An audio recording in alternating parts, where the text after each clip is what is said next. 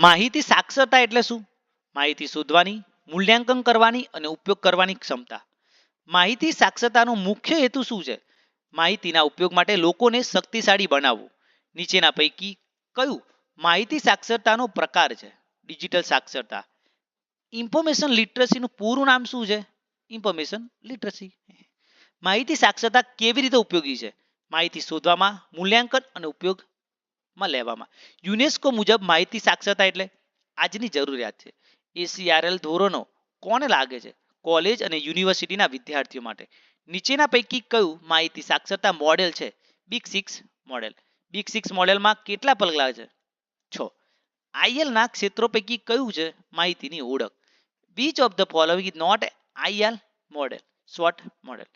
આઈએલએલનું information લિટરસીનું મુખ્ય ધ્યેય શું છે? માહિતીવાળું નિર્ણય લેવાની ક્ષમતા વિકસાવી.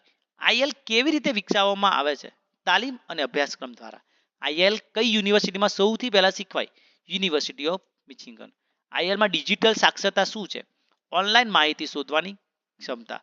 આઈએલ અને આઈટી લિટરસી વચ્ચે શું તફાવત છે? આઈએલ માહિતીની સમજ આપે છે, આઈટી સાધન આપે છે. આઈએલ માટે જરૂરી તત્વ શું નથી? ખોટી માહિતી ફેલાવી. સ્કોનલ મોડેલ કયા દેશમાં વિકસાવ્યું હતું? યુકેમાં. આઈએલના ધોરણોમાં કયું ટપકું પ્રથમ આવે છે? માહિતીની જરૂરિયાતોને ઓળખવી. આઈએલની પ્રવૃત્તિઓમાં કયો પ્રકાર આવે છે? Training, workshop. આઈએલમાં ઇવેલ્યુએટ ઇન્ફોર્મેશનનો અર્થ શું છે? માહિતીની ગુણવત્તા પરખવી. આઈએલનો ઉપયોગ ક્યાં થાય છે? શિક્ષણમાં. આઈએલના પ્રકારોમાં સામેલ નથી. Audio literacy. આઈએલને શા માટે જરૂરી ગણાય છે? ખોટી માહિતીથી બચવા માટે. આઈએલ માટે યોગ્ય માર્ગદર્શન કોણ આપે છે? યુનેસ્કો.